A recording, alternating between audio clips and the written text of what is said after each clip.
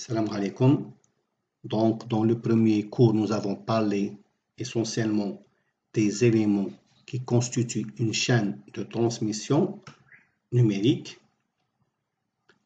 Dans ce deuxième cours, on va parler essentiellement d'une notion importante qui est le principe des codes en ligne, c'est-à-dire le principe utilisé par les codes en ligne pour faire ce qu'on appelle la conversion bit-symbole, c'est-à-dire passer des bits vers une représentation par des symboles.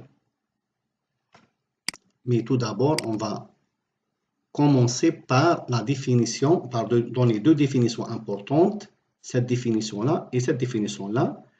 La première définition est comment on peut mesurer la qualité d'une transmission numérique, c'est-à-dire comment on peut juger que cette transmission elle est bonne ou elle n'est pas bonne.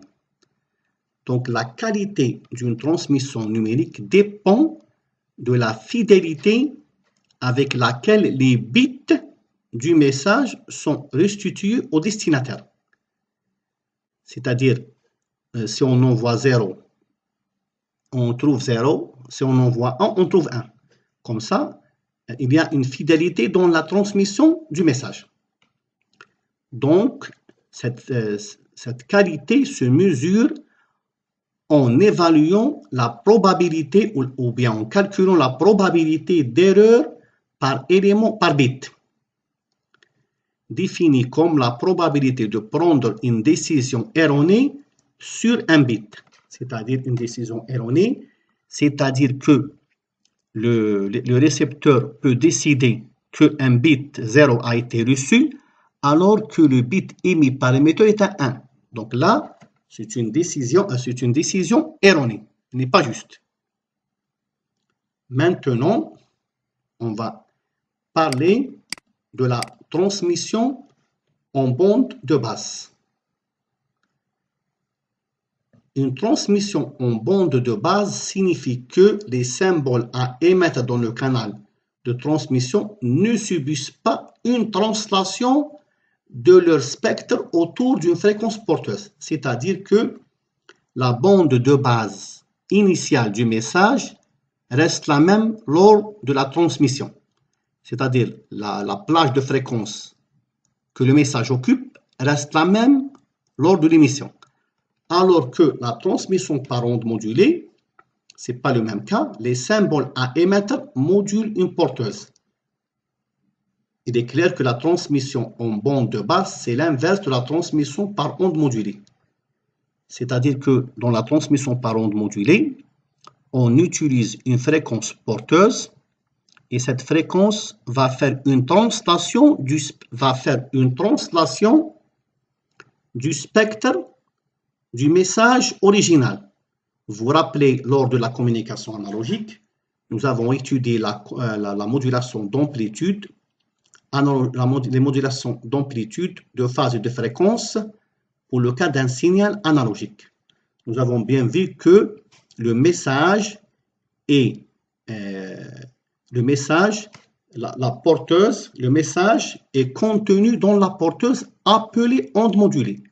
Cette onde modulée, le spectre de cette onde modulée est différent du spectre du message. Le message, il est basse fréquence, alors que cette onde modulée, elle est haute fréquence. Donc, c'est ça ce qu'on appelle une translation du spectre. Une translation du spectre. C'est-à-dire, les fréquences initialement basses deviennent des hautes fréquences.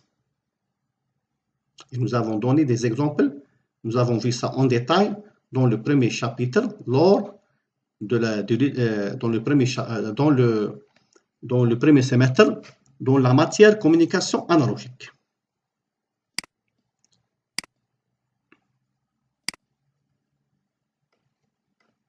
Maintenant, on va parler du principe des codes en ligne, qui est le principe de la conversion bit-symbole.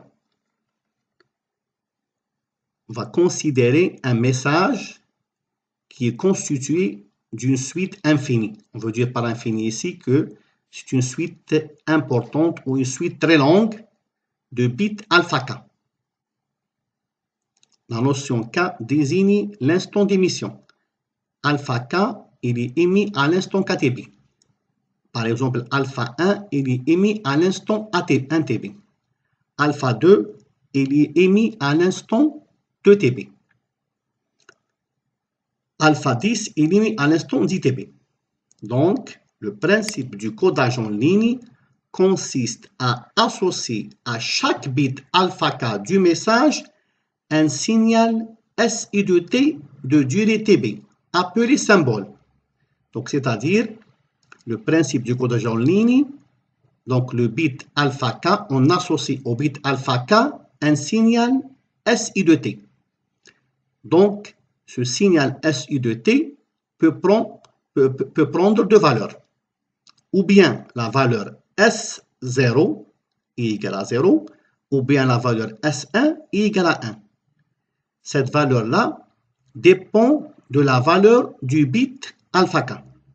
Si le bit alpha k est un 0, on associe à ce bit le symbole S0. Et si le bit alpha k est un 1, on associe à ce bit le signal S1. Bon, on note que le signal S0 et S1, il est nul en dehors de l'intervalle 0 Tb. Donc, pour résumer, si un bit 0 a été émis, donc nous avons le signal S0. Et si un bit 1 a été émis, nous avons le signal S1. Donc, si un bit 0 a été émis à l'instant 1 Tb, c'est-à-dire alpha 1 égale à 0. Donc, nous avons le signal S0 T-Tb. Si un bit, nous avons émis un bit, si alpha 3 égale à 0. Donc, le signal correspondant, c'est S0 T-3 Tb. Alors que si un bit alpha 4 égale à 1 a été émis, alors nous avons le signal S1 T-KTB. Donc, le 0 ou le 1 désigne le signal et le K, c'est désigne l'instant d'émission. Donc, le signal émis par le codeur en ligne s'écrit de la forme suivante. E de T, c'est une somme sur K avec le signal S qui peut prendre ou bien 0 ou bien il soit S0 ou S1, comme vous voyez. Donc, la valeur de l'indice IK dépend du bit alpha k. Si un bit 0 a été envoyé, IK c'est un 0. Et si un bit 1 a été envoyé, IK égale à 1. Et si un bit 1 a été envoyé, IK égale à 1. Si un bit 0 a été envoyé, IK égale à 0. Et si un bit 1 a été envoyé, IK égale à 1. OK?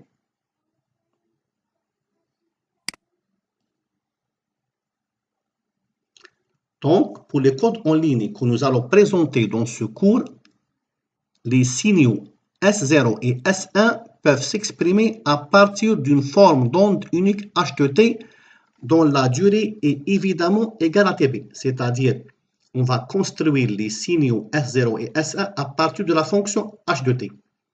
Pour S0, nous avons A1 et pour S1, nous avons A1. Donc, le signal E de T à la sortie, le signal E de T peut s'exprimer de la manière suivante. Donc, ici, nous avons écrit le signal E de T en fonction de l'onde H de T. Pour simplifier cette écriture, à cause du double indice IK, on va réécrire cette expression de la manière suivante. Donc, on va remplacer le grand AIK par petit, le AK avec A petit, où AK est maintenant un symbole binaire prenant ses valeurs dans l'alphabet A0, A1, avec la convention suivante. AK, il prend la valeur A0 pour un bit 0 et prend la valeur A1 pour un bit 1. Donc, il est important de signaler ici une chose importante aux étudiants qui doivent faire la différence entre le alpha K et le AK. Le alpha K est un bit, donc il peut prendre uniquement la valeur 0 ou la valeur 1. La valeur 0 ou la valeur 1. Alors que le AK est un symbole. Il peut prendre n'importe quelle valeur, voire même des valeurs négatives. Donc, après avoir donné cette notion ou bien le principe des codes en ligne, dans le cours suivant, nous allons donner quelques exemples. Nous allons donner quelques exemples sur quelques codes les plus utilisés en pratique. Et merci pour votre attention.